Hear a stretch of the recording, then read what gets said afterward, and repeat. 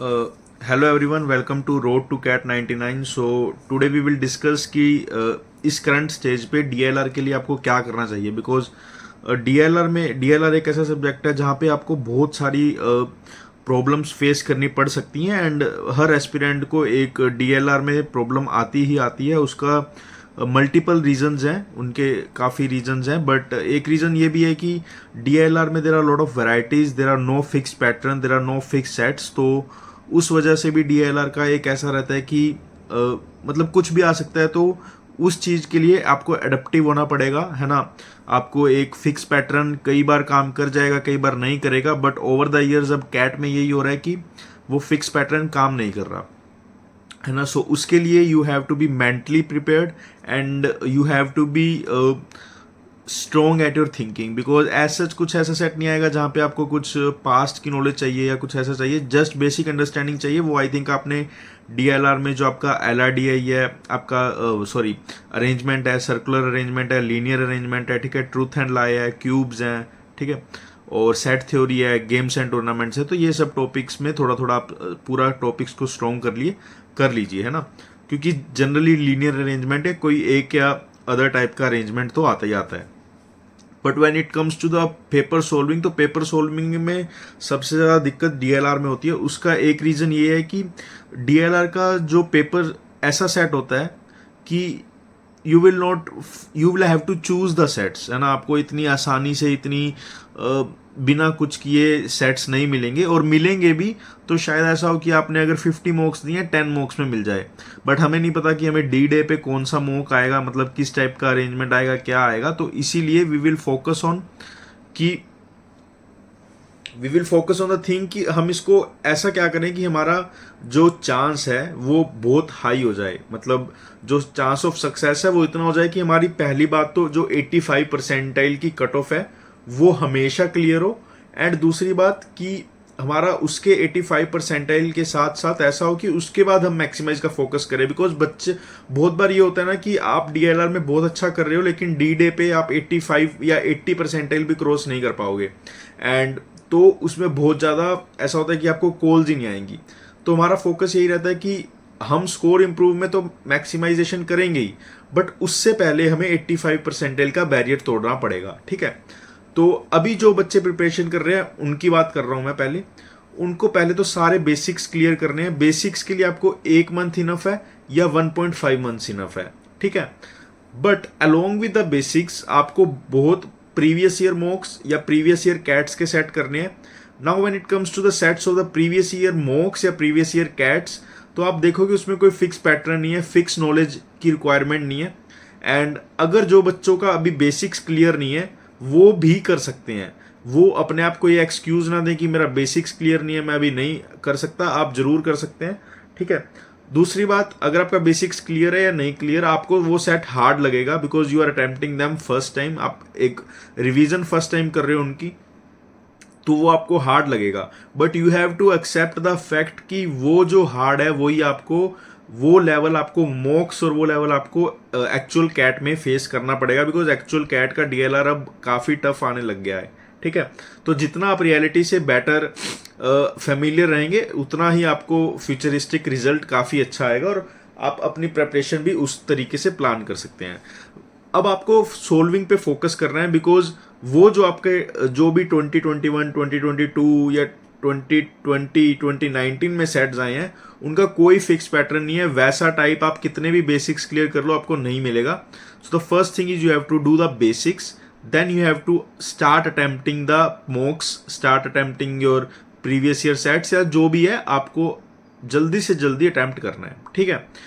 Third thing मैं बता रहा हूँ कि आप DLR के स्कोर को मैक्सिमाइज कैसे कर सकते हो। Most of you will be the repeaters also. तो DLR में देखो जो मेरे से गलती हो रही थी, even I had 64.9 percentile in the last attempt, and in this attempt I score 99.9 in the DLR, है ना। तो मैंने क्या किया, कोई भी आप सेट देखो ना, आपको सेट हार्ड भी लगे आपको ईजी भी लगे, you have to be mentally prepared कि आपको इतना लिखना है जितना क्वेश्चन की रिक्वायरमेंट है। उसका मतलब क्या है कि जैसे मैं सेट पढ़ लिया, मैं कभी कभी ना थोड़ा सा लेजी फील करता था यार कि मैं 3-4 केस क्या बनाऊंगा, छोड़ो नहीं बनाऊंगा, ये नहीं बनाऊंगा, है ना। तो आपको वो नहीं करना, आपको 3, 4, 5, 6, 7, 8 जितने केस चाहिए उतने बनाने चाहिए। मान लो आपको 8 केस भी बनाने हैं and if each case is taking 1.5 minutes, that is maximum time for the 1.5 minute on average, तो आप ज़्यादा से ज़्यादा 12 minutes and 3 minutes for doing the question, so maximum 15 minutes में आपका पूरा सेट हो जाएगा. एंड मोस्ट प्रोबेबली अगर 15 मिनट लग रहे हैं तो वो 6 क्वेश्चन वाला सेट होगा या 5 क्वेश्चन वाला सेट होगा या 4 क्वेश्चन वाला सेट होगा. तो कोई भी सेट हो, your marks would be between the 12 to 18 range. The second thing should be the selection. तो आपको प्रैक्टिस के साथ साथ ही सिलेक्शन पे फोकस करना है. When it comes to the selection, तो सिलेक्शन में आप क्या करना है, आपको सारे सेट्स देखने हैं. जैसे आपको फर्स्ट इनिशियल 3 या 4 मिनट्स आपको सिलेक्शन में देने हैं and you have to think कि वो आपकी एक इन्वेस्टमेंट है. हम एक 2 केस ले रहा हूँ. पहले केस में बच्चे ने सिलेक्शन नहीं किया, उसने सोचा कि मैं वो 3-4 मिनट बचा लूंगा और मैं कोई भी सिलेक्ट उठा के जो मुझे दिमाग से लग रहा है कि ठीक है थोड़ा सा देखने विजुअलाइज कर रहा हूँ, वो मुझे जो सही लग रहा है मैं उस पर फोकस करूंगा. If you are doing like that and मान लो आपने 15 मिनट दे दिए एक सेट को, आपका वो सेट क्रैक नहीं हुआ, ठीक है. तो अगर आपने 15 मिनट देने के बाद भी आपका वो सेट क्रैक नहीं हुआ तो आपको कोई फायदा नहीं है उसका, ठीक है. अब now there is a second option. तो सेकेंड ऑप्शन में क्या है कि you are first investing 3 to 4 minutes into the selection of sets, ठीक है. उसके बाद जो सेट इजी लगे वो आपने कर लिया. बिलीव मी, अगर पहले 12 मिनट, जो पहले 12 मिनट्स होते हैं वो दैट इज अटमोस्ट इंपॉर्टेंस. वहाँ पे आपका सेट हुआ नहीं हुआ तो आपका कॉन्फिडेंस पे बहुत फर्क आता है. एंड मैं तो यही चाहूँगा कि आपके मॉक्स में वो सेट्स आपसे ना हो ताकि आपका कॉन्फिडेंस शेक हो और धीरे धीरे आपको अपनी नर्व्स पे कंट्रोल करना है. आपको अपना कॉन्फिडेंस एक फिगर करना है कि मुझे सेट नहीं हुआ इनिशियल वाला तो भी मैं पेपर में कम बैक कैसे कर सकता हूँ. बिकॉज बहुत बच्चे होते हैं जो DILR को खराब करके अपना क्वांट्स भी सारा खराब कर लेते हैं, है ना. हर बार होता है, आपके साथ भी हो सकता है, आप कोई नए नहीं हो, है ना. If you are practicing enough your luck will be with you. If you are not practicing enough your luck will not be with you. अब आता है कि मटेरियल कौन सा यूज करें. I will not suggest Arun Sharma. If you are watching this video, if you are serious candidate and you are going through the Arun Sharma, तो please leave the Arun Sharma for DILR, for quant, for VRC. It is the most outdated book I have ever seen, ठीक है. With respect to the Arun Sharma sir, I am not demeaning anyone, है ना. I highly respect Arun Sharma sir, उनका analysis, उनका सब कुछ, उनका knowledge, but उनका जो बुक है वो बहुत आउटडेटेड है, ठीक है. तो मतलब बहुत टीचर्स बोलते हैं, बहुत टीचर्स ओपन नहीं बोल सकते, बट अगर आउटडेटेड है तो मैं चाहता हूँ कि यार बोलना अच्छी बात है उस चीज़ के लिए. वो मेरा पर्सनल ओपिनियन है, मैं उसमें गलत भी हो सकता हूँ, है ना. देयर माइट बी बहुत सारे स्टूडेंट्स होंगे जिन्होंने बहुत IIMs निकाल लिए अरुण शर्मा पढ़ के, तो दैट कम्प्लीटली माई व्यू कि मुझे वो आउटडेट लगती है ना. मुझे वो in alignment of recent cats नहीं लगती. एक टाइम पे वो अच्छी होगी मे बी, बट अभी मुझे अच्छा नहीं लगता उसका, ठीक है. तो मेरे अकॉर्डिंग वो बुक आप यूज़ करना छोड़ दो. फॉर DILR काफ़ी मटेरियल मिल जाएगा, काफ़ी यूट्यूब पे बेसिक्स मिल जाएंगे, वहाँ से आप कर सकते हो. प्रैक्टिस के लिए पास्ट ईयर मॉक्स और ये सब करो. द सेकंड थिंग बता रहा हूँ, बहुत इंपॉर्टेंट थिंग है, जो सबसे इंपॉर्टेंट थिंग है वो ये है कि आपको यूट्यूब का हेल्प नहीं लेना when it comes to the DILR. Believe me, मैंने मेरे अटैम्प्ट में, लास्ट अटैम्प्ट में ये किया था और मेरा अटैम्प्ट पूरा टैंक हो गया था. I will give you the reasons and फिर आप अच्छे से बेटर समझ पाओगे.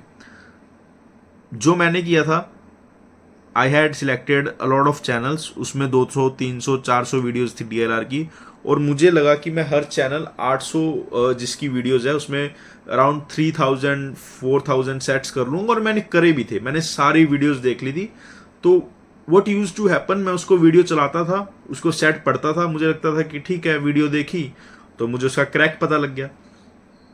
तो मैं ऐसे करता गया, मैंने 3-4 हज़ार सेट देख लिए, मैंने मॉक से भी देख लिए, ठीक है. But when it comes to the mocks, when it comes to the actual paper, मेरा स्कोर अच्छा नहीं आता था. वो क्यों नहीं आता था? क्योंकि मुझे in the months of April and May किसी बंदे ने बताया नहीं था कि तुझे यूट्यूब नहीं देखना, है ना. तो अगर आप ये वीडियो देख रहे हो, मैं आज आपको बात कह रहा हूँ, कल को आप डिफिकल्टी फेस करोगे तो आप पक्का मुझे याद करोगे, ठीक है. उसका रीजन मैं दे रहा हूँ क्योंकि जो आपकी नर्व्स को कंट्रोल करना है, जो आपका सेट सिलेक्शन है, जो आपकी प्रैक्टिस है, जो आपको लंबे लंबे सेट सोल्व करेंगे, यू विल गेट इरिटेटेड, वो सब कंट्रोल करना, उस चीज को सीखना, that will be the real learning in the DILR. वो रियल लर्निंग आपको यूट्यूब नहीं दे सकता. वो यूट्यूब सिर्फ आपको एक फेक सर्टिफिकेशन देता है, ठीक है, जहाँ पे टीचर की नॉलेज बढ़ रही है आप सिर्फ उसको एज ए व्यूअर देख रहे हो। आप कितना ही अपने आप को कह लो कि मैं हर एक सेट वहां से देख के सोल्व करूंगा, वो नहीं हो पाता, ठीक है।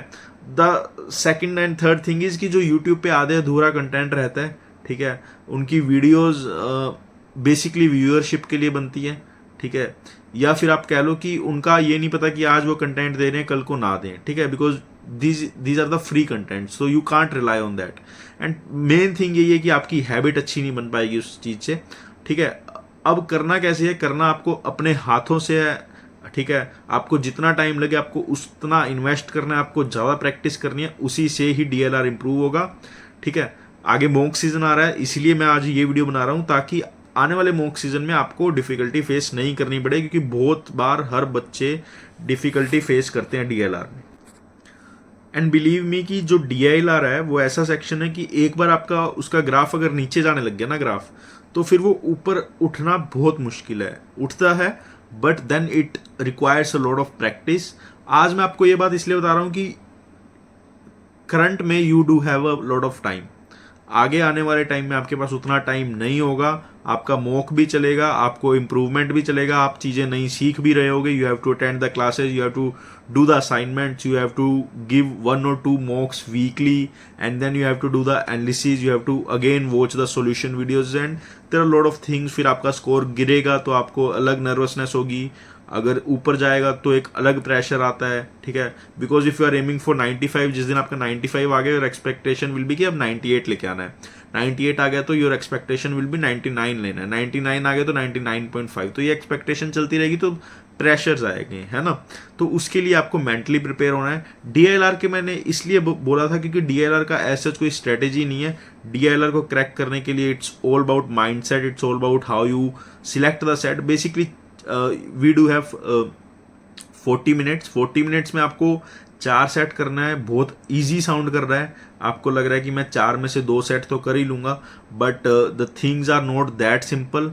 आप जब मॉक सीजन चलेगा बेटर है वहीं देखो, या कोई भी आपका सीनियर है आप उससे एक बार कॉन्टेक्ट करो कि व्हाट एक्चुअली DLR इज। बहुत बच्चों का DLR की वजह से पेपर हर बार ख़राब होता है, ठीक है। आज हमारे पास 7 to 8 मंथ्स हैं टिल द कैट, तो आज चीज़ें इंप्रूव हो सकती हैं, बट वही है कि बच्चे अवेयर होते हैं 2 महीने 3 महीने पहले, ठीक है, और उस वजह से चीज़ें इंप्रूव नहीं हो पाती। तो इसीलिए मैंने ये सब बताया है। आई होप आपको अच्छा लगा होगा। अगर आपको वीडियो अच्छी लगी तो आप लाइक कर सकते हैं, सब्सक्राइब कर सकते हैं, शेयर कर सकते हैं, and if you have any kind of doubt you can put it on the comments, और if you want me to talk on about something या कोई और टॉपिक पे बात करनी है तो we can do that also.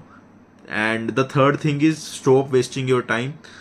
बहुत सारे चैनल्स हैं जो कंटेंट ऐसा बना रहे हैं जो नहीं बनाना चाहिए, तो please don't watch that channel. उसके लिए मैंने आपको ऑलरेडी जो एक डिस्ट्रैक्शन वाली वीडियो है उसमें बता दिया था कि how you can block those channels. Basically जब भी कोई उनकी वीडियो आएगी आपके फीड पे, तो आप वहाँ पे एक 3 डॉट्स हैं, 3 डॉट्स पे क्लिक करोगे तो you have don't recommend this channel, या आप चैनल खोल के उस चैनल को ब्लॉक कर सकते हो। बिलीव मी, आज आपको वो सब सुन के अच्छा लग रहा होगा, बट आई नो कि आप वो सुनने के बाद रिग्रेट करते हो कि यार ये क्या देख लिया, मतलब why I am watching all this, ठीक है। तो वो सब चीज़ें बहुत कम कर दो, बी प्रोडक्टिव, है ना, and let's bell this cat. Thank you and have a very happy day. This side Pallav Goyal.